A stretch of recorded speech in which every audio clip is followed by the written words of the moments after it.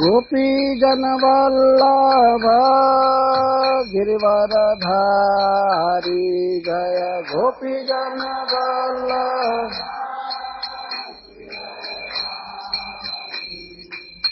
यशोदानंदन व्रज जन रंजन यशोदानंदन। यमुना तीरा वनचारी यमुना तीरा। जय राधा माधव कुंज विहारी जय राधा माधव। गोपी जन वल्लभ गिरिवरधारी जय गोपी जन वल्लभ। यशोदानंदन व्रज जन रंजन यशोदानंदन। यमुना तीरा वनचारी यमुना तीरा वनचारी। जय राधा माधव कुंज विहारी जय राधा माधव। जय कृष्ण बलराम जय कृष्ण बलराम कृष्ण बलराम जय कृष्ण बलराम जय कृष्ण बलराम जय।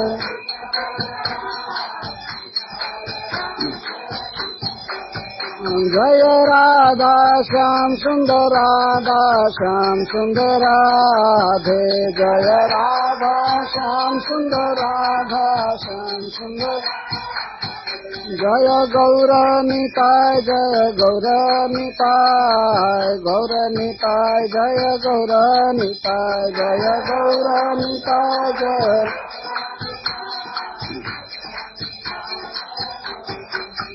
प्रभुपाद प्रभुपाद प्रभुपाद प्रभुपाद जय जय प्रभु।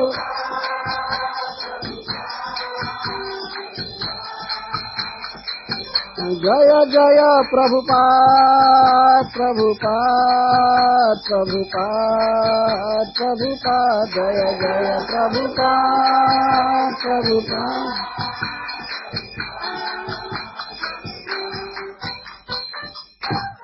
जय ओम विष्णुपाद परमहंस परिव्राजकाचार्य स्तोत्र श्री श्री श्रीमद अभय चरणारविंद भक्ति वेदांत स्वामी श्रील प्रभुपाद की जय। अनंत कोटि वैष्णव वृंद की जय। ग्रंथराज श्रीमद् भागवतम की जय। श्री श्री कृष्ण बलराम की जय। श्री श्री राधा श्याम सुंदर की जय। श्री श्री गौर निताई की जय। गौर Premanandi. All glories to the assembled devotees. All glories to the assembled devotees. All glories to the assembled devotees. All glories to Sri Sri Guru and Gauranga. Jai Srila Prabhupada. नमां विष्णुपादाय कृष्णप्रेष्ठाय भूतले श्रीमते भक्तिवेदांत स्वामी इति नामिने। नमस्ते सारस्वतदेवे गौरवाणी प्रचारिणे निर्विशेष शून्यवादी पाश्चात्यदेशतारिणे। जय श्री कृष्ण चैतन्य प्रभु नित्यानंद श्री अद्वैत गदाधर श्रीवासादि गौर भक्तवृंद। हरे कृष्णा कृष्णा कृष्णा हरे हरे हरे राम राम राम हरे हरे। ओम नमो भगवते वासुदेवाय।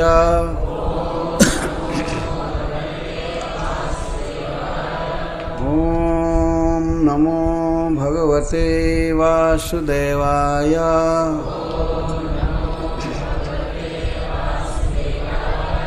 ओम नमो भगवते वासुदेवाय।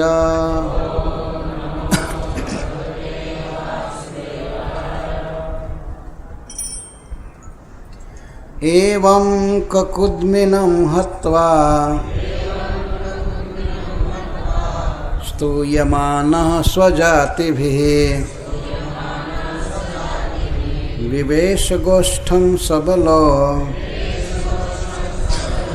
गोपीनां नयनोत्सवः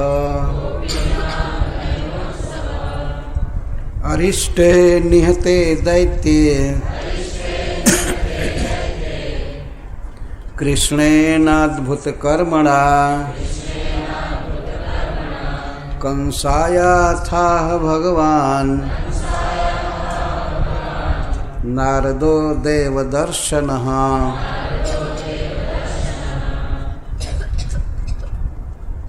यशोदायाः सुतां कन्यां देवक्याः कृष्णमेव च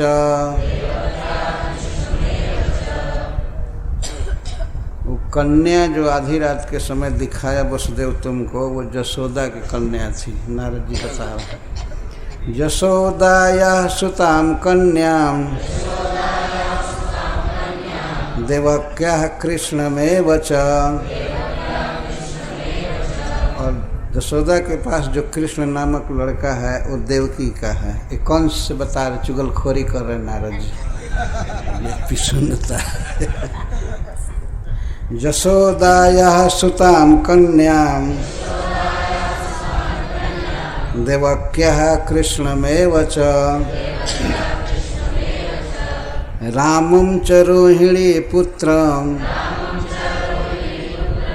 वसुदेवेन बिभ्यता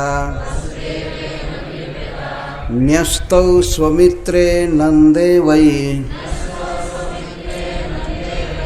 याभ्यां ते पुरुषा हतः निशम्य तद्भोजपतिः कोपात् प्रचलितेन्द्रियः निशातम् असीमा दत्त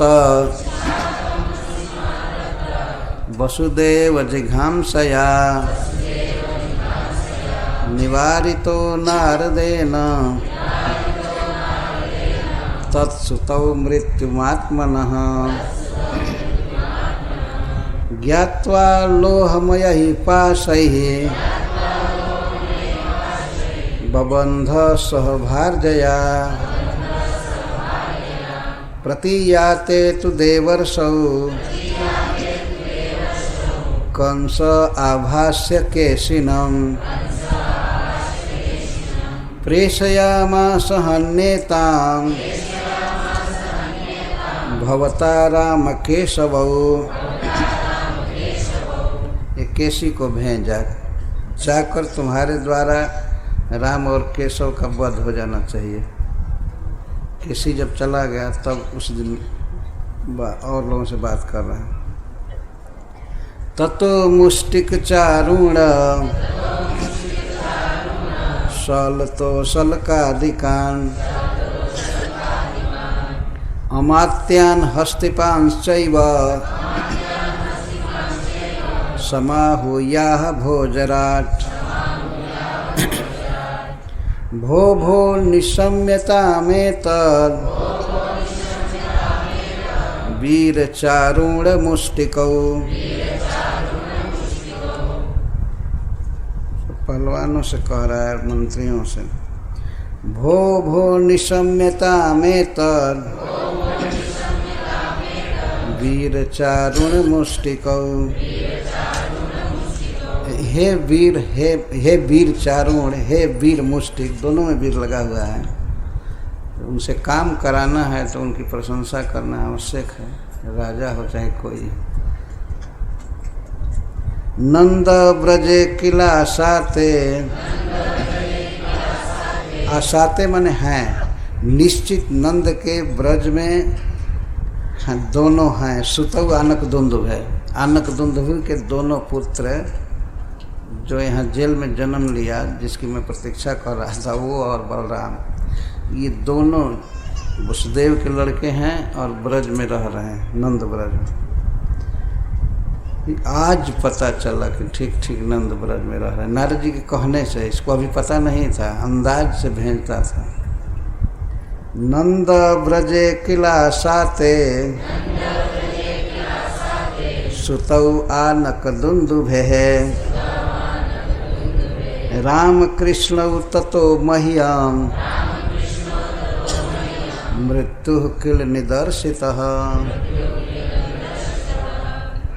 राम कृष्ण दोनों ब्रज में हैं और इन्हीं दोनों से मेरी मृत्यु निश्चित की गई है, निश्चित की गई है। नितराम दर्शिता। कैसे जानते हैं? पहले तो आकाशवाणी में देवताओं ने कहा, तो उस दिन वो कन्या आ गई तो मैं झूठ माना। जिनका वचन कभी मिथ्या नहीं हो सकता है, वे श्री नारद देव आज बताए। नारद जी बताए कि मेरी मृत्यु कृष्ण बलराम के हाथ से है। तब क्या करना चाहिए? वीर चारुण और मुष्टिक से कह रहा है, भवद्भ्याम यह संप्राप्तौ हन्नेताम मल्ललीलया। यहाँ आने पर, मैं किसी उपाय से उनको यहाँ लाऊंगा, यहाँ आने पर मल्ल लीला द्वारा पहलवानी का बहाना कर कुश्ती का दंगल और उनको मार देना दोनों। ये बताया बढ़िया से। तो ये मल्ल लीला कैसे होगी? मंचः क्रियंताम विविधा मल्ल रंग परिश्रितः पौरा जानपदः सर्वे पश्यन्तु स्वैर संयुगम। ये सारी जनता, पौरा मथुरापुर के और जानपदा जनपद के देश की जनता सब जुटेगी, सब देखें मल्ल युद्ध। लेकिन किसी को पता नहीं चलना चाहिए कि ये घातक मल्ल युद्ध हो रहा है। स्वैर संयुगम, अपनी स्वच्छंद इच्छा से ये दंगल पहलवान लोग लड़ रहे हैं, ऐसा प्रचार होना चाहिए। पंपलेट में यही छापना चाहिए, जो भी है एडवर्टाइज जो भी करना है। ये बात नहीं खोलनी चाहिए कि भीतर से दोनों को मारने की योजना है। सब जनता बैठे, सबके बैठने की व्यवस्था है। पौरा पूरा मथुरा नगर के लोग जो भी जुटना चाहें। जानपदा जनपद के लोग, मतलब कम से कम एक जिला, जिला को जनपद कहते हैं। मथुरा जिला के जितने लोग आए वे सब देखें। उनको यही भ्रम होना चाहिए कि स्वैर संयुग हो रहा है। ये दोस्ती की कांटा कुश्ती चलेगी राजा के मनोरंजन के लिए। अब तब कहता है वो महामात्र से, वो जो हाथी चलाने वाला था, महामात्र त्वया भद्र, तुम बहुत अच्छे स्वभाव के हो, परसों मर जाओगे।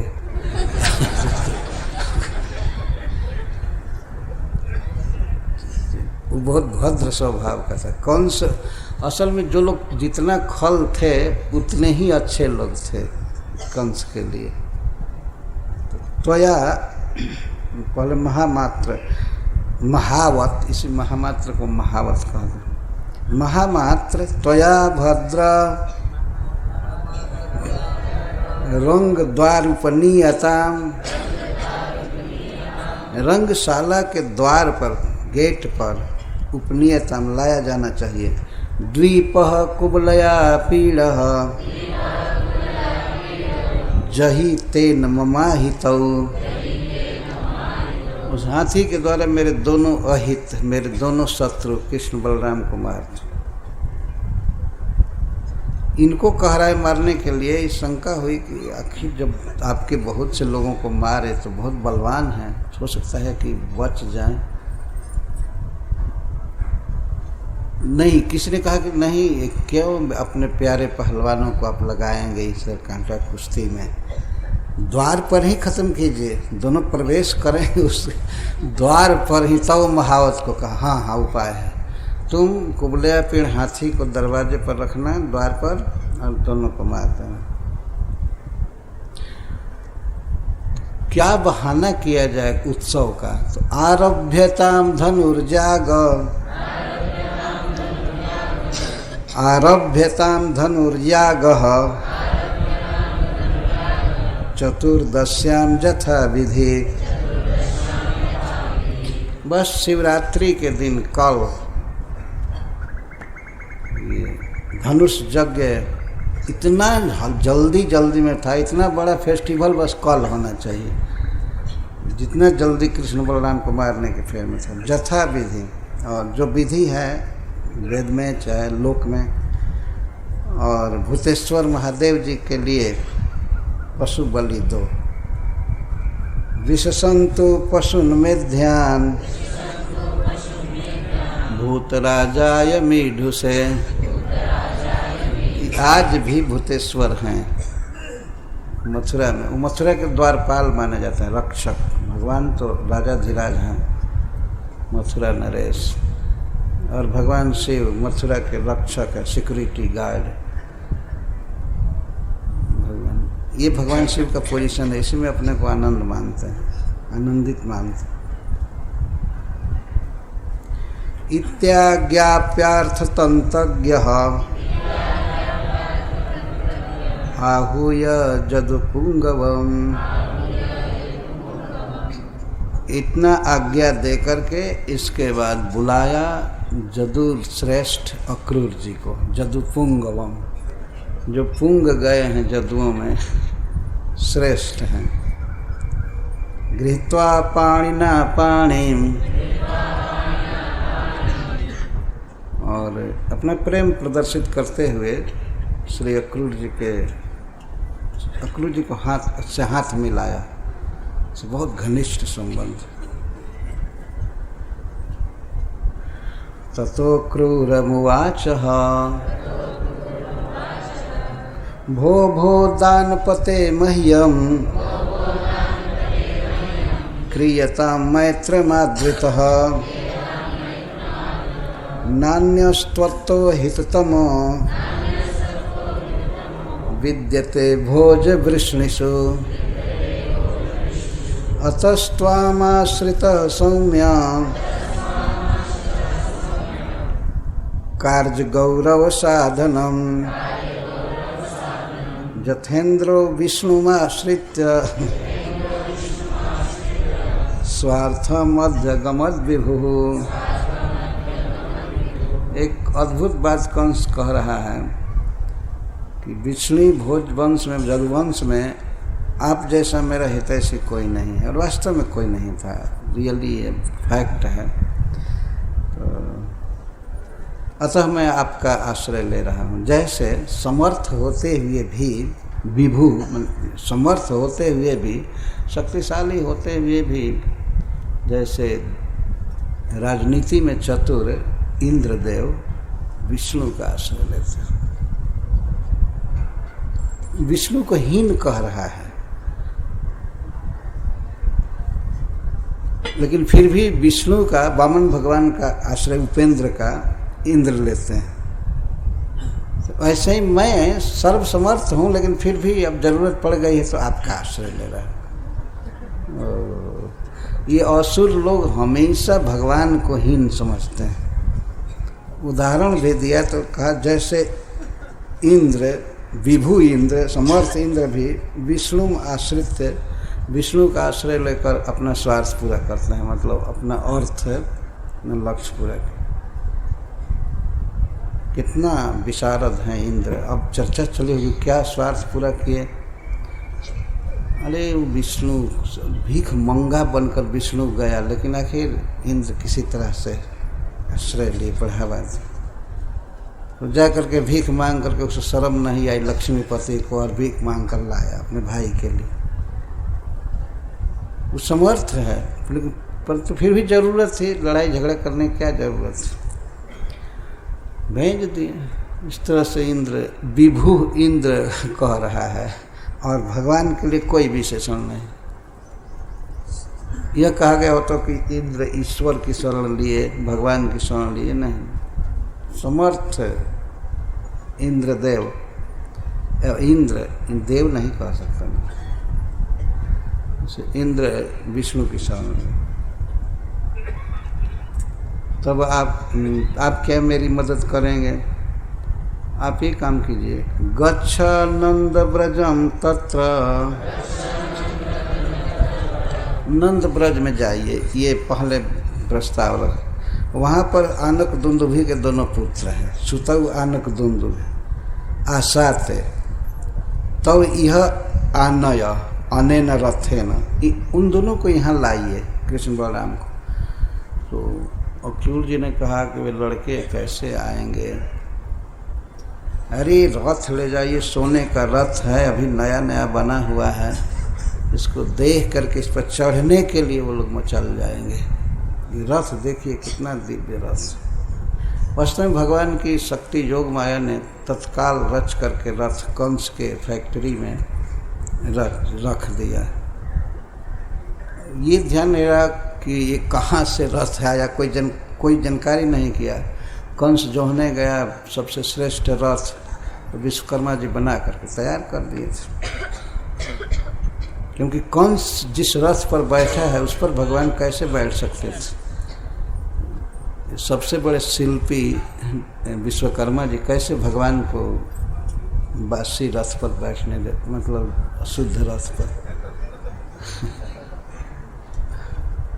इसलिए बिल्कुल नया रथ, इसलिए कह रहा है वो अनेन रथेन आनय, इस रथ से लाइए। माँ चिरम, अगर अक्रूर जी पूछे कि कब लाएंगे, बस देरी नहीं, जाइए और पहुंच करके लाइए।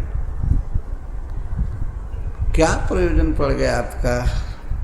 कृष्ण बोला निसृष्ट किल में मृत्युर्देवै वैकुंठ संश्रय, तौ आनय समम गोपै नंदाद्यैसाभ्युपाय नहीं।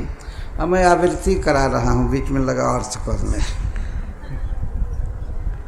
अब कह रहा अपना उपाय बता के उनको अभ्युपायन के साथ, जिससे नंद आदि को छनक न हो जाए कि किस लिए राजा बुला रहा है।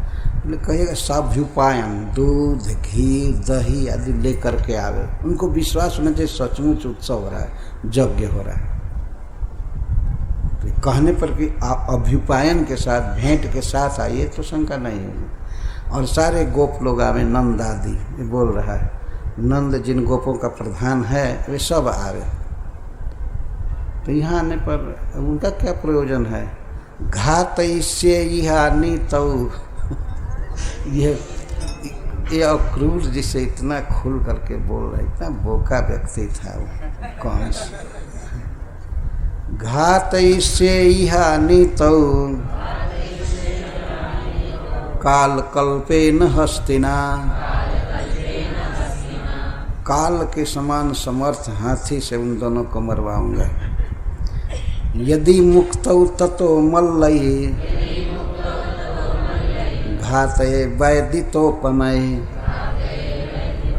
और यदि हाथी से मुक्त हो गए, शंका बनी रहती है कि बहुत बड़े बड़े लोगों को मार दिए, हो सकता है मुक्त हो जाए, हाथी से न मारे जाएं। अगर हाथी से मुक्त हो गए तो मल्लैः घातये, पहलवानों से मरवाऊंगा जो वज्र के समान है, वैद्युत उपमय। तो उनको मारने से आपको क्या लाभ होगा? फिर कहा तयोर निहतयोस्तप्तान वसुदेव पुरोगमान, तद्बंधुन निहलिष्यामि वृष्णि भोज दशार्हकान। जब दोनों हत हो जाएंगे तो वसुदेव के पीछे चलने वाले सब यादव तप्त हो जाएंगे, बिल्कुल दुख में रहेंगे। कृष्ण बलराम के हत हो जाने से अब वो सुखी नहीं रह पाएंगे, दुख में पड़ जाए, कमजोर हो जाएंगे। तो तो वसुदेव के साथ रहने वाले और उसके संबंधी जितने बंधु बांधव हैं वसुदेव सहित वृष्णि भोज दशहरा कान सबको मारूंगा निहनिश्यामी। अरे जो हमारा बाप है उग्रसेन, मत पूछिए, इतना बूढ़ा हो गया फिर भी राज्य लोलुप है। उग्रसेनम च पितरम स्थविरम राज्य कामुकम। स्थविर है, एक जगह से दूसरी जगह चलने की भी शक्ति नहीं, अभी भी राजगद्दी चाहता बाप, ऐसा बाप मिला है। पितरम भी कह रहा, उग्रसेनम च पितरम स्थविरम राज्य कामुकम तद्भ्रातरम देवकम च, और उसका भाई देवक, उग्रसेन और देवक, इन सबको मैं मरवाऊंगा। ये चान्य विद्विषो मम ततश्चैषा मही मित्र भवित्री नष्ट कंटकः। यह पृथ्वी नष्ट कंटक हो जाएगी, शत्रुहीन। फिर भी अक्रूर जी ने कहा, लेकिन आप कैसे सबका वध करने में समर्थ होंगे? बहुत बड़ा कार्य है, तो आप चिंता मत कीजिए। जरासंधो मम गुरु हो, मेरे बोस जरासंध है। गुरु माने बोस या ससुर। ऐसे बदमाश का इस दामाद था, कितना इसको पोसता था जरासंध, वो सब कथा में है। तो जरासंध है मेरे उस्ताद हैं, और द्विद जिसके बारे में आप जानते हैं, विकराल सर्प, महान शक्तिशाली, वो मेरा दैत सखा है, प्रिय, बिल्कुल प्राण बंधु है। इसके साथ संवरो नरको बाणो मय्येव कृत सौहृदा। ये सब जरासंध और द्विद के अतिरिक्त संवरासुर, नरकासुर, बाणासुर, ये मुझसे ही केवल प्रेम करते हैं। मुझे सब जीवित रखना चाहते हैं और मुझे ही सब सुख देना चाहते हैं, एकदम ससुख वासनाहीन है सब। संवरो नरको बाणो मय्येव कृत सौहृदा तैरहम सुरपक्षीयान। मैं इनके साथ मिलकर, और जितने भी सुरपक्षीय लोग हैं, जैसे पांडव आदि कुरुकुल के, इन सबको मैं मरवाऊंगा। हत्वा भोक्षे महिम नृपान। तो सुरपक्षीय राजाओं का वध करके और मैं इस पृथ्वी को भोगूंगा।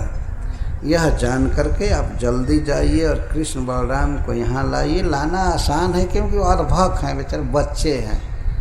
रथ देख कर आकृष्ट हो जाएंगे, फेस्टिवल सुन करके और सीटी देखने के लिए ललायित होंगे।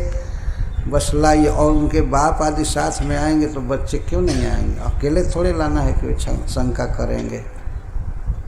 अकेले किसी बच्चे को अब लाइए कि चलो ये बहुत बढ़िया कार है, फिर भी बच्चा नहीं चलेगा, माता पिता के साथ जाना चाहेगा या अपने साथियों के साथ, है ना। तो अर्भकऊ दोनों को कह रहा है कौन? ये दोनों अर्भक हैं, अभी बच्चे हैं, चले आएंगे। धनुर्मुख निरीक्षार्थम द्रष्टुम जदुपुरश्रियम। धनुष यज्ञ देखने के लिए फेस्टिवल में, और मेला लगा हुआ है मथुरा जी में, और मथुरा की शोभा देखने के लिए। अब ये बात दो बात पर जोर दीजिएगा। चलिए राजा बुलाए हैं, बताइए सरकारी रथ आ गया, क्यों नहीं बच्चे जाएंगे? और पिता के साथ निमंत्रण है, सारे समाज के साथ वहाँ जाएंगे, धनुष यज्ञ देखेंगे, पारमार्थिक लाभ भी होगा और जदूपुर की मथुरा जी की श्री देखेंगे, शोभा देखेंगे। जोर आप दीजिएगा, ये बार बार इस बात पर कहिएगा तो आ जाएंगे। क्रूर जी ने कहा, राजन मनीषितम सध्र्य, आपने बहुत अच्छा सोचा, सध्र्य माने समीचीन। और क्रूर जी कितने बड़े राजनेता थे उस सब। अब बिल्कुल ठीक सोचे, झूठ नहीं बोल रहे हैं, अब बहुत ठीक सोचे। तव स्वावध्य मार्जनम, अरिष्ट के वध की लीला का उपसंहार, अरिष्ट के वध की लीला का उपसंहार करते हैं सुखदेव गोस्वामी। श्री कृष्ण के विषय में कह रहे हैं, गोपी नाम नयनोत्सव। और दूसरी बात प्रारंभ करने के पहले कहते हैं नारद जी के विषय में, देव दर्शन। श्री कृष्ण गोपी नाम नयनोत्सव हैं और श्री नारद जी देव दर्शन हैं। इन शब्दों का बहुत सुंदर अर्थ है। कृष्ण प्रवेश किए अरिष्ट का वध करने के बाद।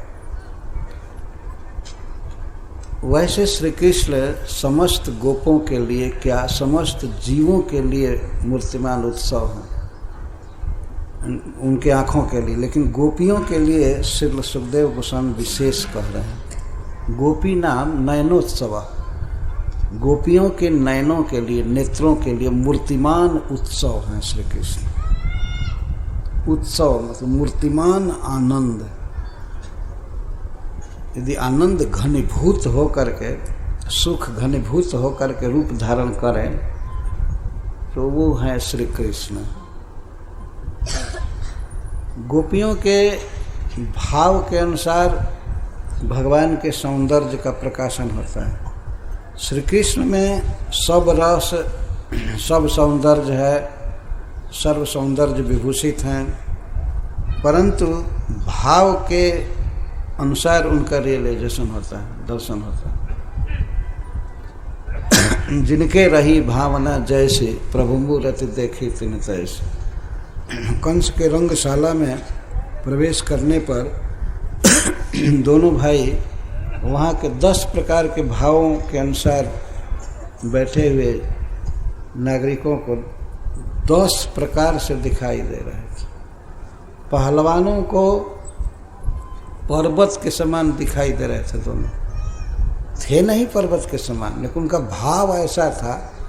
वो असुरों के वध की लीला सुनते सुनते उनके प्रति बहुत विकराल भाव पोषण किए थे कि बहुत खतरनाक है, बहुत बड़े हैं, तो उनको वैसे ही दिखाई देते थे।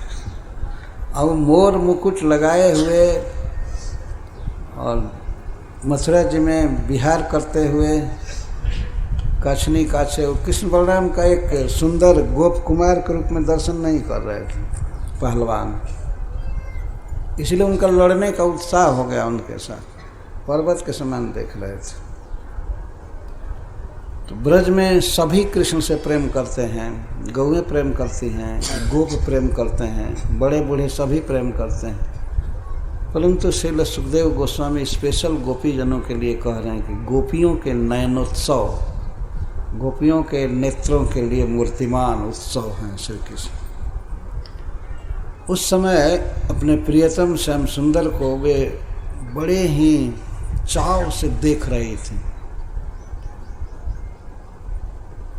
और सब समय देखने के लिए विकल रहती हैं, जैसा जुगल गीत में कहा गया। तो ऐसे गोपियों के नयनोत्सव श्री कृष्ण अरिष्टासुर का वध करने के बाद विवेश गोष्ठम, गोष्ठ में प्रवेश किए। गोकुल गांव में प्रवेश किए, खिड़क से चल करके और घर में प्रवेश किए। पहले गोष्ठ में आए गौओं को सुखी करने के लिए, घूम घूम करके गौएं निश्चिंत हो गई। इसके बाद अपने घर में माँ यशोदा के पास प्रवेश किए। सबल श्री बलराम जी के साथ, चाहे अपनी सेना के साथ, गोप ही उनकी सेना है जिसमें बलराम जी भी अंतर्निहित है, गोपों के साथ प्रवेश किए। सदा श्री कृष्ण गोपों के साथ रहते ब्रज में। तो विवेश प्रविवेश प्रविष्ट हुए। अब श्री नारद जी आए ब्रज में। श्रील सुखदेव गोस्वामी बोल रहे हैं कि अब श्री कृष्ण ब्रज लीला का समापन करेंगे लोक दृष्टि से और श्री मथुरा जी की लीला प्रारंभ करेंगे। उसको कहने के लिए वे कहते हैं कि अरिष्टे निहते गोष्ठे, गोष्ठ में अरिष्ट का जब वध हो गया, किसके द्वारा? कृष्णेन। कथम भूतेन कृष्णेन अद्भुत कर्मणा, अद्भुत अलौकिक कर्म करने वाले श्री भगवान के द्वारा जब अरिष्ट का वध हुआ। क्या अलौकिक कर्म था इनका? अलौकिक तो ऐसे ही कर्म है कि इतने विकट भयानक दैत्य को हाथ से मारना, उसका सींग उखाड़ करके उसको पीटना, उसको पीछे ढकेलना, बैल के साथ लड़ना, ये अलौकिक कर्म नहीं है तो क्या है? लोक में कोई लड़ेगा सांड के साथ?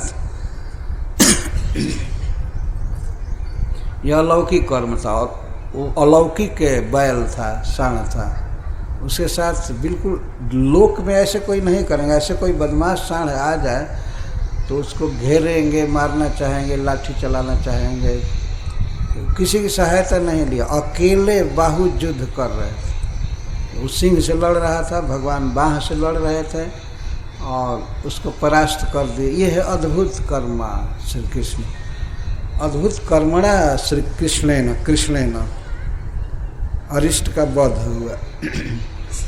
तब भगवान नारद देवदर्शन कंसाय अथ आह।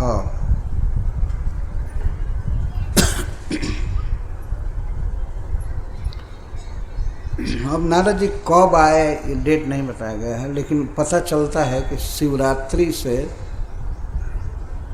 एक दिन पहले आए होंगे या 2 दिन पहले।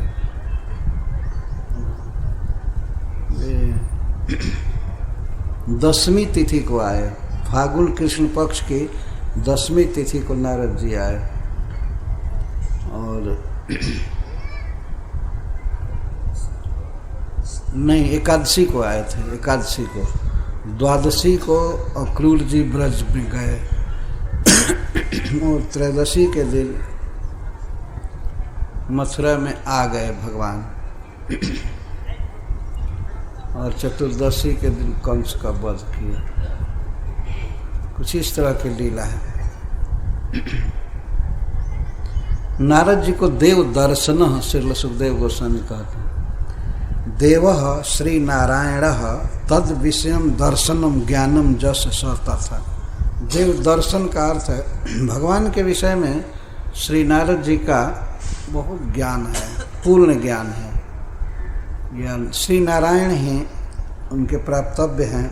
यद्वा देवम दर्शयति इति देव दर्शन, यह भगवान का जो दर्शन कराते हैं भक्तों को उपाय बताकर, जैसे ध्रुव जी को उपाय बताए, प्रहलाद जी को उपाय बताए, तो जो देव का श्री भगवान का दर्शन कराते हैं उनको देव दर्शन कहेंगे। यद्वा देवा नाम इव दर्शनम जस्य अतीन्द्रियत्वत्, अथवा जिनका दर्शन देवताओं के समान दुर्लभ है,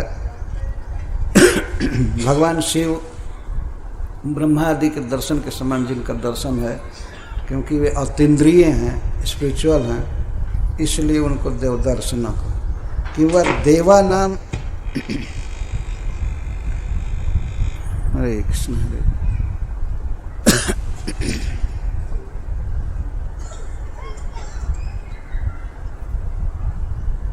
हरे कृष्ण हरे कृष्ण। देवा नाम जत दर्शनम मतम तदेव जस दर्शनम स। श्री कृष्ण ही जिनके दर्शन हैं, वे दर्शन का अर्थ होता है लक्ष्य या ज्ञान, अनुभव। श्री कृष्ण का सदा दर्शन करते रहते हैं अपने मन में और उनका कीर्तन करते रहते हैं, इसलिए नारद जी देव दर्शन है। अथवा देव का अर्थ है श्री कृष्ण, श्री नारायण, उनके दर्शन के समान जिनका दर्शन है वे हैं देव दर्शन श्री नारायण जी। तो ऐसा व्यक्ति कभी भी पिसुनता नहीं कर सकता है। किसी की शिकायत करना, किसी के मन में भेद डालना, ये नारद जी नहीं कर सकते। गुण बता रहे हैं इनके सुखदेव गोस्वामी। देव दर्शन नारद भगवान नारद, भगवान का अर्थ सर्वज्ञ, अर्थात श्री कृष्ण के लीला का क्रम जिनको पूरा पूरा पता है। पहले से डेट भी निश्चित है कि किस दिन कंस का वध करेंगे, किस दिन ये करेंगे, किस दिन ये करेंगे, इसको वे जानते हैं, इसीलिए उनको भगवान कहते हैं, सर्वज्ञ, कृष्ण लीला भिज्ञ। अब श्री कृष्ण इस तिथि को स्थान बदलने का प्लान किए हैं और ये लीला करने का, इसको जो जानते हैं उनको भगवान कहे। तो श्री नारद जी कृष्ण लीला क्रम के अभिज्ञ हैं, सीरियल नंबर सब जानते हैं। तो इसलिए अब वो आ गया समय कि वे माथुर लीला प्रारंभ करें। इसके लिए श्री नारद जी आए। ये भगवान के संकल्प से ही आए, और आने के बाद जो भी स्वागत सत्कार किया होगा कौन सा, इसका वर्णन सुखदेव जी नहीं कर रहे हैं। कंस के पास आते ही कहा, एक प्रकार से यह भाव व्यक्त है। वो सीरियस बात होती है तो राजन, वो सीरियस बात है, मैं आपसे एक बात कहने आया। नारद जी ने मानो यह भाव व्यक्त किया कंस, तो कंस सब सारा काम धंधा छोड़ करके और नारद जी के साथ बैठा एकांत में। उन्होंने कहा कि बहुत सीरियस बात है और आपसे प्राइवेट में बात करना है। नारद जी ने कहा। तो नारद जी का बहुत बड़ा आदर था। नारद जी एक ऐसे व्यक्ति हैं जिनकी समान रूप से पूजा है देवताओं में और दैत्यों में, और आज तक कोई ये नहीं कहा नारद जी को कि नारद जी छल करते, और छल करते भी नहीं हैं। वास्तव में उनका उद्देश्य होता है दैत्यों का हित करना, असुरों का हित करना। वे जानते हैं कि इस शरीर में ये कृष्ण भावना भावित नहीं हो सकता है, उसका शरीर बदल करके वैकुंठ भिजवा देते हैं, नित्य धाम दे देते हैं। इसलिए नारद जी वास्तव में ऐसे जो लोक में प्रसिद्ध नारद हैं ऐसे नहीं हैं। लोक में लोग समझते हैं कि नारद झगड़ा लगाने वाला, इधर की बात उधर करने वाला है। वैसे ये लीला द्वारा तो यही सिद्ध होता है, परंतु श्री नारद जी का आशय जो है वो है भगवान की प्रीति संपादन, भगवान प्रसन्न रहें, जो करना चाहते हैं करते हैं। तो भगवान नारद कंसाय आह, अथ का अर्थ है अनंतर, अरिष्ट के वध के बाद श्री नारद जी कंस के पास आए, और कंस के पास आकर के उन्होंने यह कहा पर ये विचार किया गया है कि भाई कहाँ कहा, तो और कोई नहीं था। एकांत में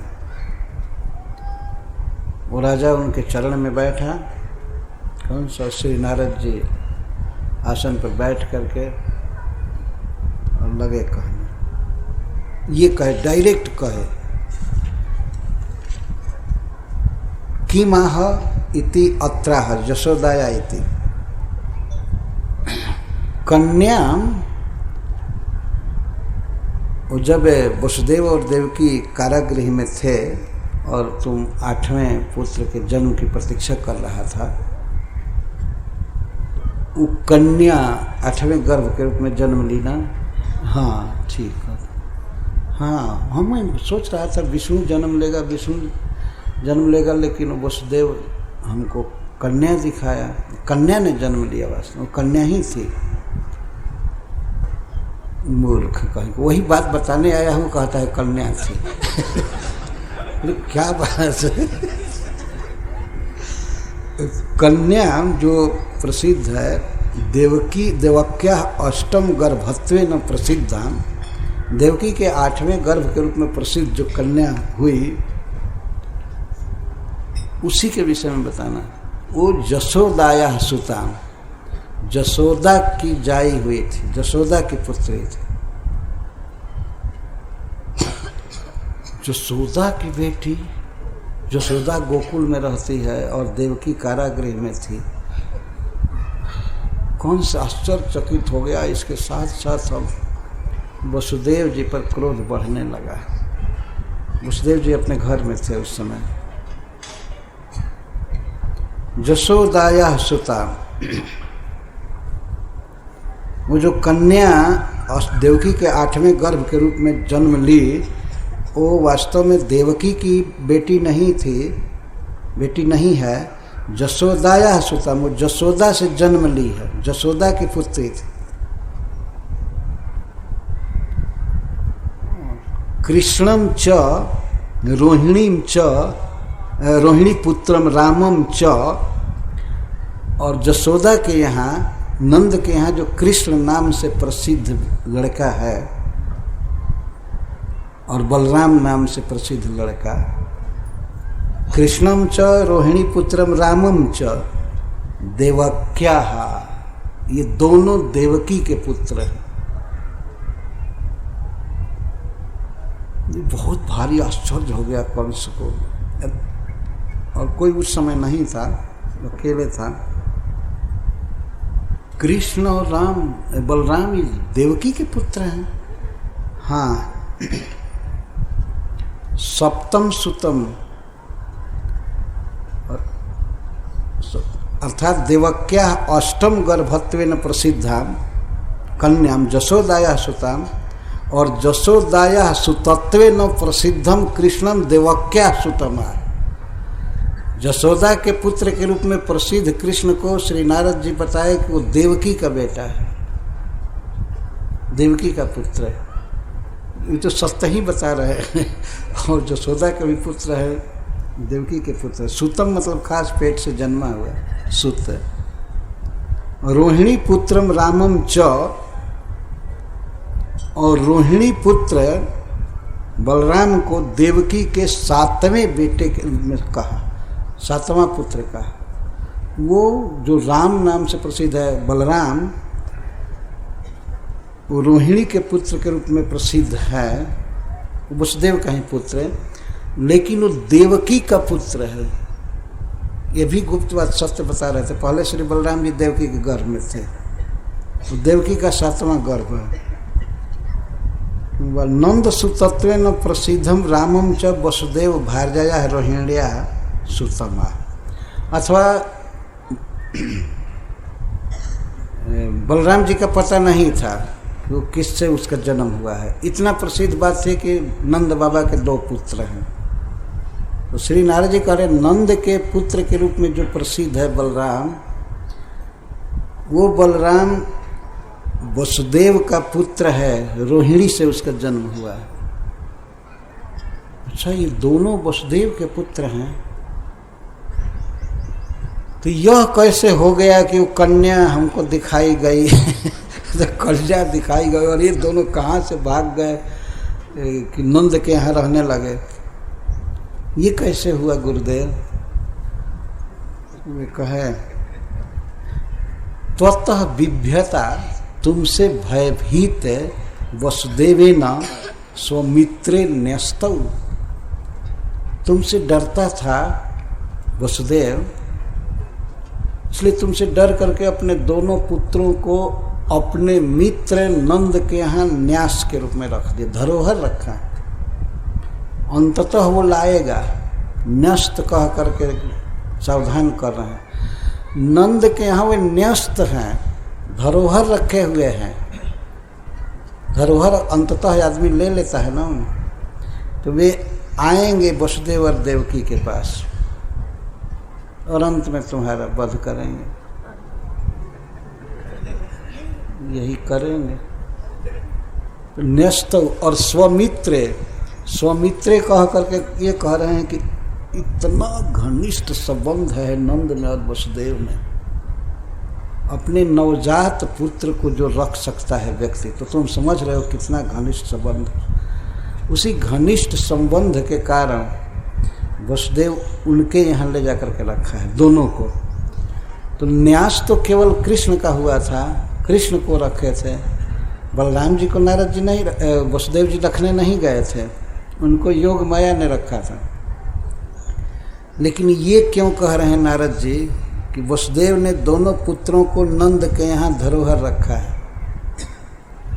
न्यस्तौ स्वमित्रे नंदे हुआ ही, अपने मित्र नंद क्या रखा, इसलिए कह रहा है, इसलिए नारद जी कह रहे हैं कि श्री बलराम जी का आना भी जरूरी है। श्री बलराम जी के प्रति भी वो दोस्ती करे और बुलावे। और हरिश्वरी जी कहते हैं कि श्री नारद जी ने सोचा कि यदि केवल श्री कृष्ण आएंगे, नारद जी सोच रहे हैं कि फिर मुष्टिक का वध कैसे होगा।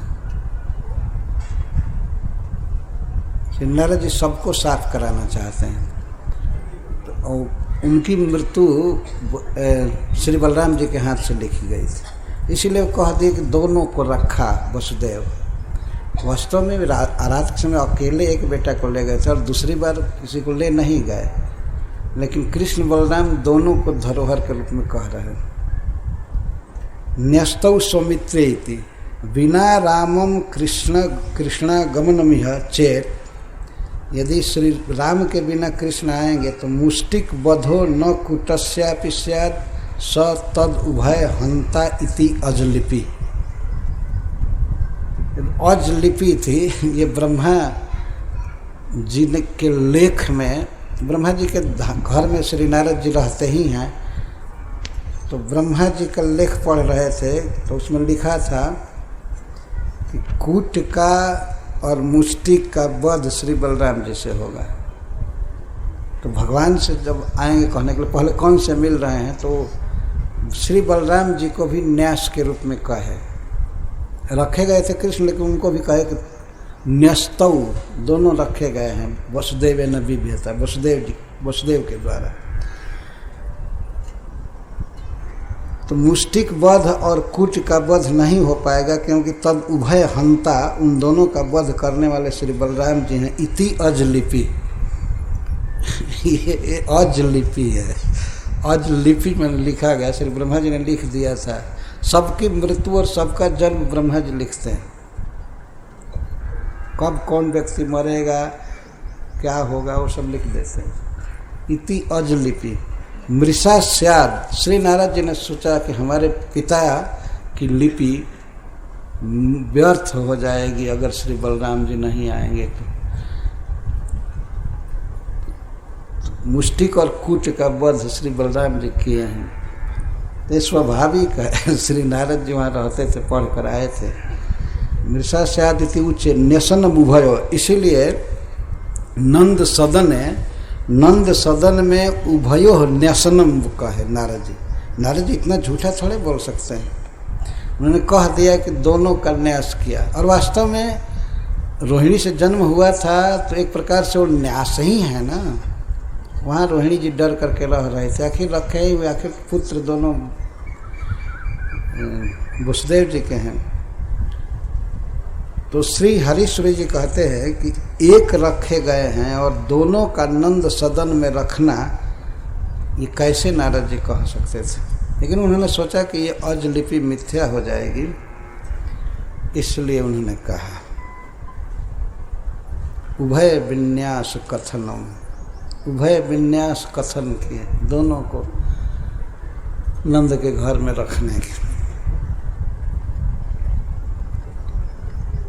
इतनी बात केवल नारद जी का, नारद जी को समय नहीं रहता, इसके बाद तो बस ये कह दिए कि वसुदेव बहुत डरता था तुमसे, और भय करके और रख दिया दोनों बेटा को। तो वो पूछा होगा, कौन से अवश्य जिज्ञासा किया होगा कि तब क्या करना चाहिए हमको। और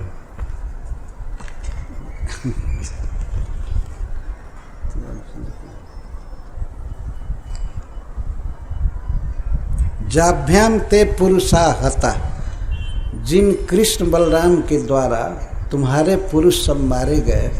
जाभ्याम ते पुरुषा हता, तृणावर्त, बकासुर, अघासुर, धेनुकासुर, प्रलम्ब आदि सब मारे गए तुम्हारे पुरुष। ते पुरुषा सब कंस के स्टाफ के थे, इन सबको दोनों ने मारा। वो सब वसुदेव के पुत्र हैं, वो दोनों वसुदेव के पुत्र हैं।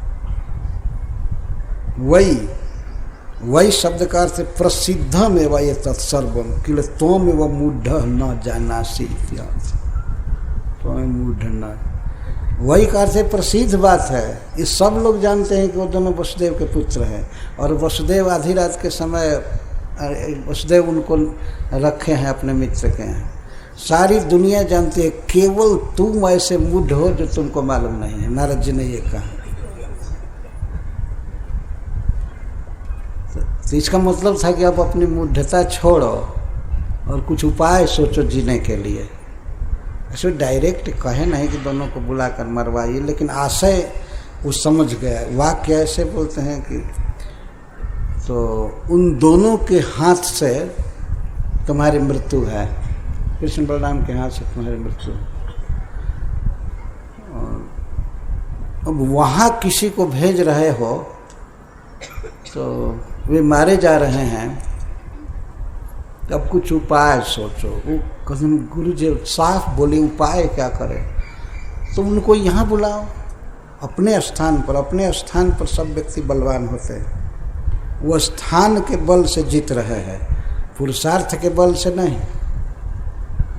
स्थान ऐसा है उनका, अपना अखाड़ा अपना वृंदावन, वहाँ मार देते हैं। अपने स्थान पर व्यक्ति बलवान होता है, वास्तव में सत्य बात है। और भगवान कृष्ण के विषय में बात सत्य नहीं है, वो सर्वत्र एक समान बलवान है। राजा धृतराष्ट्र को चिंता हो रही थी, कुरुक्षेत्र में युद्ध हो रहा था। तो कुरुक्षेत्र धर्म क्षेत्र है, इसलिए उनके मुख से पहले भय से निकला, धर्म क्षेत्र कुरुक्षेत्र। हाय हाय, तो बहुत गड़बड़ स्थान चुन लिया गया युद्ध के लिए। धर्म क्षेत्र में युद्ध हो रहा है तो अधर्म की विजय कैसे होगी। धृतराष्ट्र को पता था कि हमारे सभी पुत्र अधार्मिक हैं, दुष्ट हैं, इतना पता था। तो स्थान चुना गया जिसमें धार्मिक लोग जीतेंगे, वो स्थान अब मदद करेगा। ये धर्म क्षेत्र है, इसलिए धर्म के को मदद करेगा। जो धर्म पूर्वक जीवन जी रहा है वो लोग जीतेंगे वहाँ। और धर्म पूर्वक जीवन जीने वाले कुरुक्षेत्र में नहीं जी पाते हैं ठीक से। वो स्थान का प्रभाव, धर्म भूमि है। तो इसी तरह से श्री नारद जी ने कहा कि वो उनका अपना स्थान है, इसीलिए तुम ये भी बहुत बड़ी गलती किए कि अपने आदमियों को बारी बारी भेजते गए और वे लोग जद गत्वा न निवर्तनते करते गए जो गया फिर लौटा नहीं। तो और क्रोध उत्पन्न कर रहे हैं। तुम्हारे सभी आदमियों को उन दोनों ने मारा है। किसी किसी को वो बलराम ने मारा, किसी को कृष्ण ने मारा, और किसी किसी का वध दोनों मिलकर किए। या एक जब वध करता था तो उसमें सहाय दूसरे का रहता ही था। तो दोनों ने सब काम किया है, तुम्हारे पुरुषों को मारा है। और ये वसुदेव के दोनों पुत्र। जाभ्याम ते सुताभ्याम ते पुरुषा तौ पुरुषा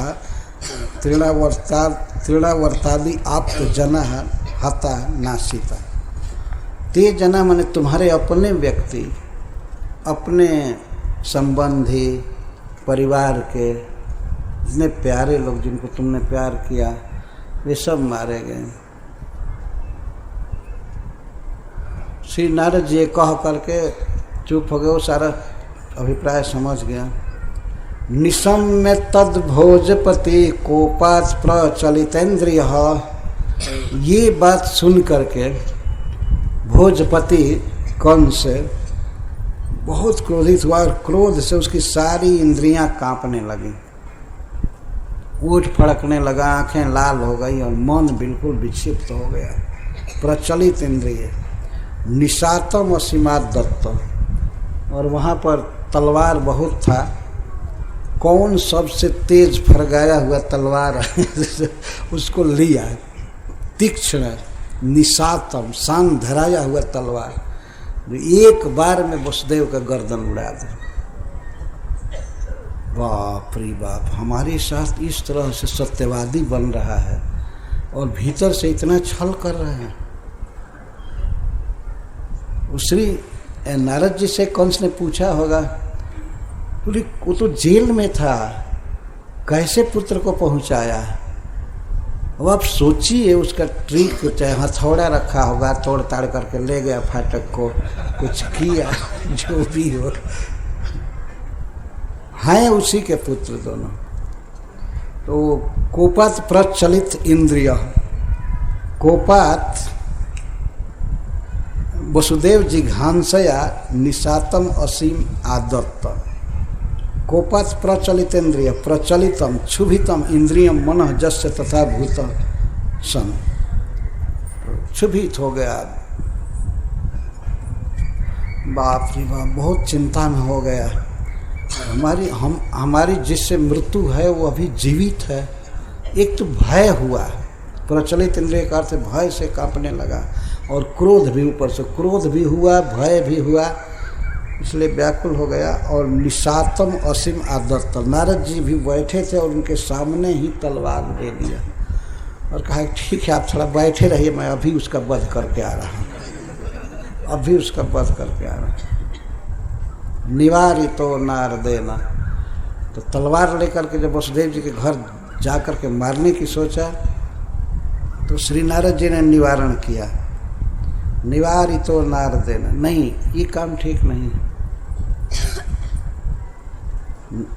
नारद जी ने कहा कि क्यों गुरुदेव, क्यों रोकते हैं ऐसे दुष्ट का वध करने पर? वसुदेव इतना झूठा, दगाबाज, कपटी, नहीं रुको, तुम्हें ये अपना अर्थ देखना है। तुम्हारी मृत्यु किसके हाथ से है? वसुदेव के हाथ से है कि कृष्ण बलराम के हाथ से? तुम्हारी मृत्यु तो कृष्ण बलराम के हाथ से है ना। तो अपने मृत्यु को टालो, अपने मृत्यु को मारो, वसुदेव को क्यों मारते? वसुदेव को मारने से तुम्हें कोई लाभ नहीं होगा, उल्टे घाटा होगा। नारद जी ने कहा घाटा क्या होगा? घाटा ये होगा कि जब कृष्ण बलराम सुनेंगे कि हमारा बाप मथुरा में मारा गया, तो मथुरा तो भूल करके भी नहीं आएंगे। जो सरकार के द्वारा, राजा के द्वारा पिता का वध हुआ, तो कभी नहीं आएंगे, पर तुम्हारी मृत्यु के रूप में वर्तमान रहेंगे। मृत्यु उनसे होने वाली है। तो पिता का वध सुन करके, बल्कि जिस ब्रज में हैं, जिस जंगल में हैं, उसको भी छोड़ करके घनघोर जंगल में भाग जाएंगे, खोज भी नहीं पाओगे उनको। और बलवान इतने हैं, इतना टीकी है कि किसी समय तुम्हारा वध कर सकते हैं दोनों। इतने बड़े बड़े लोगों को, तुम्हारे जनों को, तुम्हारे रिलेटिव को जब ये लोग मार दिए, तो उनसे खतरा बना रहेगा। अपने पिता का वध सुन करके वे भाग जाएंगे, फिर तुम उनको बुला नहीं पाओगे, खोज नहीं पाओगे। पिता का वध होने पर फिर कौन व्यक्ति ठहरेगा कि हमको बुला करके हमारा भी वध कराएगा? तब क्या करना चाहिए? तो श्री नारद जी के मत के अनुसार ही नारद जी ने कहा नहीं नहीं, वसुदेव का वध करना बिल्कुल ठीक नहीं है, और वसुदेव मर भी जाएगा तो तुम्हारी मृत्यु तो बनी ही है, इससे फायदा क्या हुआ? और तुम्हारी मृत्यु कृष्ण बलराम के हाथ से है, तो जब वे मृत्यु सुनेंगे कि कंस ने हमारे पिता को मार दिया, तो उनका क्रोध कितना बढ़ेगा। और वे बलवान हैं ही। क्रोध में खतरा मत लो दोनों का। उनके पिता का वध करना, कृष्ण बलराम को कुपित करना है, या वो भाग जाएंगे डर करके, उनको खोजना कठिन हो जाए। तो क्या करना चाहिए? अब आप ही जो कहें वो करें, हम क्या करें? तो नारद जी ने कहा कि यदि इनको तुम बांध करके रखोगे तो अपने पिता के विपत्ति को सुन करके हो सकता है अपने पिता को देखने के लिए दोनों आए। एक संभावना रहेगी कि पिताजी हैं, मथुरा में रहते हैं, विपत्ति में हैं, तो दोनों भाई उनको देखने के लिए आ सकते हैं, है ना। कभी जेल में जाते हैं स्वजन लोग कैदी से भेंट करने के लिए, तो भेंट करने के लिए आएंगे दोनों। यहाँ आने पर फिर जो भी तुमको करना होगा करना चाहिए। तो ऐसा करो कि आने की संभावना रहे, या अपने पिता को जेल से मुक्त करने के लिए भी वे आएंगे। दोनों ऐसे बलवान हैं, तुम सुनते ही हो। तो अपने पिता को छुड़ाने के लिए भी आएंगे, या अपने पिताजी से माताजी से भेंट करने के लिए आएंगे। इसलिए वसुदेव को कारागृह में बंद करो, ये उपाय है। श्री नारद जी इतना कह करके चले गए। बहुत थोड़े समय में कह दे, सब समझ में आ गया कि वो कन्या देवकी की कन्या नहीं, वो जसोदा की कन्या है, और कृष्ण नामक जो नंद का पुत्र है वो नंद का पुत्र नहीं है, वो वसुदेव जी का है, और बलराम भी वसुदेव जी का है, और उन्हीं दोनों के हाथ से तुम्हारी मृत्यु है। इन दोनों को वसुदेव ने अपने मित्र नंद के यहाँ रख दिया है। जब ये सुनकर के वसुदेव का वध करने के लिए तैयार हुआ तो नारद जी ने मना कर दिया, अरे चले गए। निवारितो नारदेन तत्सुतौ मृत्युमात्मना। निवारण में श्री नारद जी यही बता रहे थे कि तत्सुतौ वसुदेव सुतौ, वसुदेव के दोनों पुत्र तुम्हारे मृत्यु हैं। ये वसुदेव नहीं, वसुदेव से तुम्हारा जन नहीं जाएगा, उसके पुत्र से जाएगा, तो इसलिए वो छोड़ दिया। और ये सुन करके ज्ञात्वा लोहमय ही पास है, अपने पिता को देखने के लिए और जेल से छुड़ाने के लिए भी दोनों आ सकते हैं। अतः वसुदेव को लोहे के जंजीर में बांध दिया, हथकड़ी आदि लगा करके। और ऐसा नहीं था कि हथकड़ी लगा कर फ्री छोड़ दे, जैसे पशु को खूंटे में बांध देते हैं, ऐसे लोहा के बंधन से स्तंभ में, खंभे आदि में बांध दिया, जिससे कि हिलने न पाए, घूमने न पाए। क्योंकि कंस को ये हो गया कि ये हो न हो, कोई तांत्रिक है चाहे कुछ है, जब जेल का फाटक तोड़ सकता है तो ये कुछ भी कर सकता है। इसलिए लोहमय ही पास है। कोई चीज़ और भी लगा होगा, लेकिन लोहमय लोहा का पास इस्तेमाल किया। बबंध बांधे, सह भारजया, भारजा के साथ, देवकी के साथ बांध दिया। क्योंकि पिताजी से भेंट करने हो सकता है दोनों भाई न आवे, लेकिन माँ से भेंट करने जरूर आ जाएंगे, देवकी से। तो इसलिए भी कंस बांधा देवकी को भी, सह भारजा, भारजा के साथ वसुदेव जी को बांध दिया। बबंध हते किल पलाई से थे। वसुदेव जी का वध करने पर दोनों भाग जाएंगे। बद्धे च पितरी तन्मोचनार्थम अत्र गच्छेदिति श्री नारद मंत्रणया एव इति ज्ञेयम्। सह भारजया देवकी सहितम एतच्च आगमने अविलंबार्थम परम दुष्टत्वा देववा। सनातन गोस्वामी जी कहते हैं कि देवकी जी को बांधा जेल में, तो ये सोच करके कृष्ण बलराम जल्दी आएंगे माँ को देखने के लिए, अथवा परम दुष्ट था इसलिए वो किया। परम दुष्टत्वा देववा। वसुदेव जी को जेल में बांधा, ठीक किया, लेकिन बेचारी देवकी को भी बांधा। तो उसके दो अर्थ हो सकते हैं कि अपने माँ को इस विपत्ति में सुन करके कृष्ण बलराम जल्दी आएंगे मथुरा छुड़ाने के लिए या देखने के लिए, अथवा कंस महादुष्ट था, दुष्टता बस उस किसी स्त्री को किसको जेल में बंद कर रहा है इसको ध्यान नहीं। प्रतीयाते तु देवर्षौ कंसया भाष्य केशिनम प्रेषयामास हन्नेताम भवता राम माधव। देवर्षौ प्रति जाते, ये सब बात कह करके जब देवर्षि जी भगवान का कीर्तन करते हुए चले गए, वहाँ कीर्तन नहीं किए कंस के पास। अब वो आकाश में वीणा बजाए होंगे, अपन चल दिए।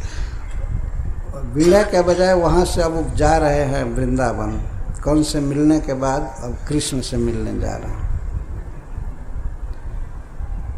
आभास्य कंस केसी को बुलाया। केसी उसका नाम था। ये बहुत भयावह असुर था, बहुत भयानक। उसको बुलाया और आभास्य मैंने संबोधन करके बोला, वीर कहा होगा, चाहे कुछ कहा होगा, प्रशंसा किया होगा। प्रेषया मास भेजा, हन्नेताम भवता राम माधव हन्नेताम, ये दोनों मारे जाएं। तुम जा करके ब्रज में दोनों को, राम और केशव को मार दो, राम और माधव को मार। किसी विशेष कारण से राम शब्द निकल रहा है बलराम जी के लिए और श्री कृष्ण के लिए माधव मधुवंशी। तो बलराम जी भी मधुवंशी थे, लेकिन कृष्ण का नाम माधव के रूप में प्रसिद्ध था, जिस कारण से हो ये माधव कहा। राम माधव को का तुम वध करो, जाओ, भेजा। आज्ञापयामास, प्रेषयामास, आज्ञापयामास, आज्ञा दिया। किसी कैसे चला, कैसे घोड़ा बन करके ब्रज में, वो कथा बाद में आएगी।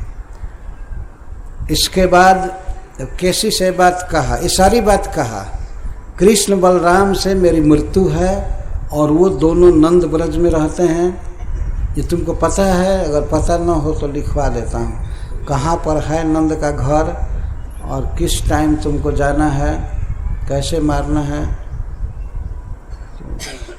चला गया, नहीं ठीक है सरकार, सब मालूम है। और हम लोग इतना दिन खाते पीते हैं, वेतन लेते हैं, किस काम आएंगे। बड़े उत्साह से चला। एक ही दिन सब लोग चले थे, वो भी उसी दिन आया था जिस दिन अक्रूर पहुंचे थे, उसके पहले, और उसी दिन नारद जी भी जाएंगे। ततो मुष्टिक चारुण सल तो सलकादिकान अमात्यान हस्तिपांश चैव समा हुआ भोजराट। तो गया कि नहीं गया ये नहीं सुखदेव गोस्वामी कह रहे हैं केसी को, तो मतलब उसको आज्ञा दिया और वो भी अभी बैठा ही रहा। चला बैठे रहिए, सभा गुप्त करनी है।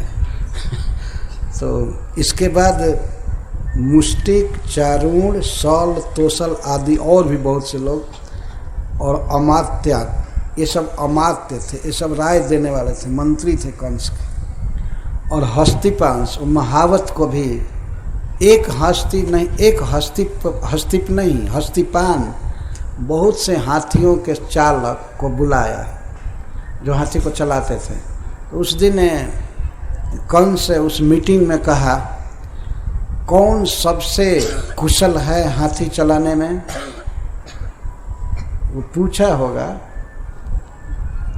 तो एक फर्स्ट क्लास का नंबर जिसको आया होगा उस ड्राइविंग में, हाथी ड्राइविंग में तो उसको तो कहा, लेकिन सब वो हाथी हाँकने वाले बैठे थे। सरकारी रिवार्ड मिलेगा ना, आखिर हाथी चलाना काम है और राजा स्पेशल प्रेरित कर रहा है। उनको बुलाया, समा हुआ, सबको सम आ हुआ, बहुत प्रेम से बुलाया और कहने लगा। ततः का यहाँ अर्थ है केसी दैत्य प्रेरणानंतरम, केसी दैत्य को प्रेरणा देने के बाद। केसी दैत्य भी उसमें बैठा है। जाएंगे, ये सब मंत्रणा हो गई, लेकिन समय से जाएंगे वे, तब तक सुनने लगे राजा का क्या प्लान विस्तार से। तो मुष्टिक, चारूण, सौल, तोसल आदिकान और इन मंत्रियों को और महावतों को बुलाया और उनसे कहा। अमात्य का अर्थ है ये सब गृह मंत्री गण आए, होम डिपार्टमेंट, होम मिनिस्ट्री के लोग उसके सब थे ये। गृह मंत्री, गृह मंत्रिण। गृह मंत्री का अर्थ होता है अपना बिल्कुल भीतर के सारे कार्यभार देखना। तो हस्तिपान च एवं हस्ति रक्षिण च, युद्ध कुशल पहलवानों को और बुद्धि कुशल मंत्रियों को, अमात्य अलग से है। युद्ध कुशल पहलवानों को, बुद्धि कुशल मंत्रियों को और हस्ती संचालक संचलन कुशल महावतों को, अन्यश्च और अन्य भी बंधु, अन्य भी लोग थे, कंस के भाई थे कई, सबको बुलाया, सबको बुला करके और प्राह ब्रवीति यह बात बोला। भो भो निशम्यता में तद वीर चारुण मुष्टिकौ। निशाम्यताम, दोनों सुनो, दोनों को संबोधित कर रहा है। सभा में बहुत लोग बैठे हैं लेकिन संबोधन कर रहा है चारुण और मुष्टि को। भो भो, भो भो का अर्थ होता है हे, मतलब वो लोग आपस में बात कर रहे होंगे तो सावधान कर रहा है।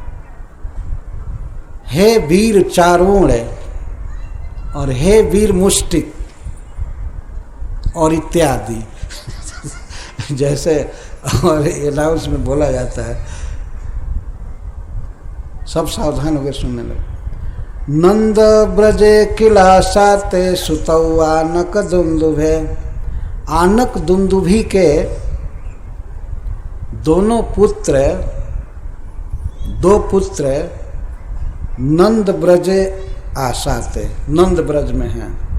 इसका मतलब है कि पहले से ही प्रसिद्ध हो चुका है कि वसुदेव का पुत्र काल है कंस का, ये इस बात का प्रचार था। तो ये कहा एक नहीं, वसुदेव के दो दो पुत्र नंद के घर में रह रहे, नंद ब्रज में रह रहे। बहुत चिंता से बोल रहा था। हे वीर, हे चारुण, हे वीर मुष्टिक। अत्र कर्मधारय बहुवचनांत पाठ हे वीरायति। हे चारुणा, हे मुष्टिका इत्यादि। जब किसी को मान दिया जाता है तो उसको बहुवचन में प्रयोग किया जाता है। तो ऐसे भी बोला होगा। आप सुनिए, एतत् निशाम्यताम, हम जो बात बोल रहे हैं उसको सुनिए। सब सुन रहे हैं ना, सब बोले यस यस, सब सुन रहे हैं। अब बोलिए हम सब सुन रहे हैं। सुनो, आनक दुंदुभी के दोनों पुत्र, ये दो पुत्र, दोनों नहीं, वो श्री बलराम जी को नहीं जानते थे कि वो वसुदेव के पुत्र है। इसे दो पुत्र, एक नहीं, दो पुत्र नंद के ब्रज में रह रहे। वसुदेव जी को आनक दुंदुभी कह रहा हूं। इसके जन्म के समय देवताओं ने खुशियां मनाई थी। हमारे शत्रु देवता नगाड़ा पीटे थे, शहनाई बजाए थे। तो यह इस तरह से सफल हो रहा है कि जेल में जन्मे हुए लड़के को पहुंचाया, सब सुन करके दंग थे। हाँ, वो तो आनक दुंदुभी है ना, वसुदेव नहीं कह रहा, आनक दुंदुभी कह रहा है। जन्म के समय ही जिसको इतनी बड़ी सफलता सूचक उत्सव किया गया था, देवता लोग नगाड़ा पीटे थे और दुंदुभी बजाए थे, उसको याद कर रहा है। उसके दोनों पुत्र नंद ब्रज में हैं। आसाते, कहीं भागे बहुत दूर नहीं है, नंद के ब्रज में है। नंद का ब्रज यहाँ से थोड़ी ही दूर पर है। नंद ब्रज बड़े उपेक्षा से कह रहा है। वो नंद नामक अहिर का वो कुछ क्षेत्र है, वहाँ रहता है। वो सब कंस के अधीन ही रहते हैं। नंद जी को राजा वजा कुछ नहीं कहता है। ये गोप को क्या राजा कहे। नंद का ब्रज है, उसमें दोनों रहते। अच्छा, क्या नाम है उनका? राम कृष्ण। और उनका नाम सुनकर के आश्चर्य होगा। सुनो, राम, राम नाम है एक का, और एक का नाम है कृष्ण, काला। लेकिन काला अर्थ नहीं है। कौन से का भाव छोड़िए। राम का अर्थ है कृष्णम रमयति इति राम। जो कृष्ण को हमेशा रमा में सुख दे उनको राम कहते हैं। और कृष्ण तो परम सुख के आधार हैं, परब्रह्म हैं। तो राम और कृष्ण इस नाम से दोनों विख्यात हैं। ततो मह्यम मृत्यु, और सब विवरण बता रहा है। उन दोनों के हाथ से हमारी मृत्यु है। किल निश्चित, निर्दर्शित, ये निर्दर्शित है। ये एकदम यही अकाट्य बात है कि उन दोनों के हाथ से मेरी मृत्यु है, क्योंकि श्री नारद जी ने सपोर्ट किया। श्री नारद जी का है निदर्शित, नितराम दर्शित। भवद्भ्याम यह संप्राप्त, यह संप्राप्त। इस मथुरा में जब दोनों आएंगे तो तुम लोगों को चाहिए कि उनका वध करो। बस यही काम, एकमात्र यही काम है, और कोई बहुत बड़ा प्लान नहीं। मथुरा में आने पर उनका वध करना चाहिए। कुछ लोगों ने कहा नहीं, जब कहा कि हमारी मृत्यु है कृष्ण बलराम के हाथ से, तो कुछ लोग चलने के लिए तैयार हो गए। नंद ब्रज में जा करके और मारेंगे कृष्ण बलराम को, चलने के लिए तैयार हो गए। नहीं, मैं अपने प्यारे पहलवानों को कष्ट देना नहीं चाहता। तुम अपने घर में ही बैठो, यहीं पर काम करना है। इसलिए यह संप्राप्त हो, यहाँ पर खूब आसानी से ठीक ढंग से वे आ जाएं, उनको पता ना चले कि यहाँ क्या षड्यंत्र चल रहा है। यहाँ पर बहुत आसानी से मारना है। यहीं आने पर, वहाँ उनके स्थान पर जाने पर खतरा हो रहा है, वहाँ तुम नहीं जीत पाओगे। कंस ये कहा, वहाँ ब्रज में पता नहीं वो स्थान लग रहा है क्या लग रहा है, जो जाता है मर जाता है हमारे पक्ष का। तो वो कौन से कहा स्थान ठीक नहीं।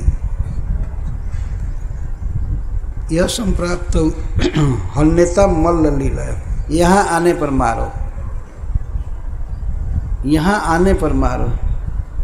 कैसी मारेंगे, क्या उपाय होगा? इसे सीधे मारें?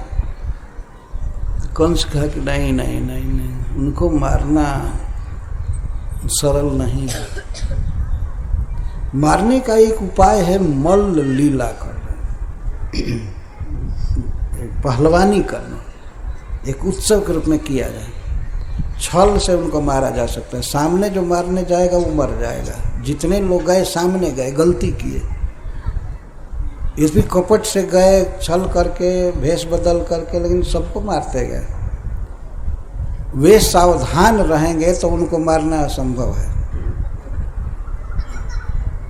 असावधान रहे, कुश्ती करे, मल्ल युद्ध करे, उस समय मार देना, मर्म स्थान पर कलेजा में मार देना, मर जाए जो भी। हमेशा हनन शब्द का प्रयोग करे। हा का अर्थ होता है अनुगामी।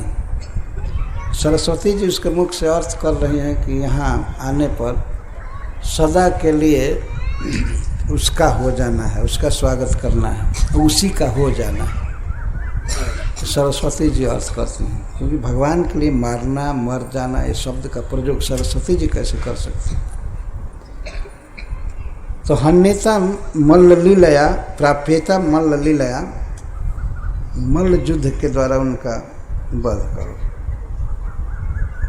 मथुरा में जब सम्यक प्राप्त हो, जब आ जाए तब, ये नहीं कि कोई रास्ता, और वो लाना हमारा कर्तव्य। कैसे आएंगे इसके विषय में मैं सोचूंगा।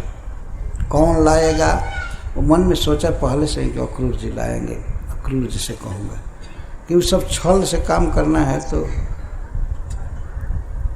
अब इन लोगों को लाने को कहूँगा तो इनके जाने पर नंद ब्रज में कौन आएगा इनके सामने, कौन भेंट करेगा? सब मिल करके मार देंगे वहाँ पर, जाते ही कोई लाने दूसरा जाए अक्रूर जी के अलावा, ये आया कंस का भेजा हुआ असुर, फिर कृष्ण बलराम मार डालेंगे तो किसी के द्वारा वो आ नहीं सकते। तो सोच लिया इन लोगों के द्वारा बुलाना ठीक नहीं है, लेकिन कहा कि जब ठीक तरह से वे आ जाएंगे तब उन दोनों का हनन करो, मथुरा में हनन करना।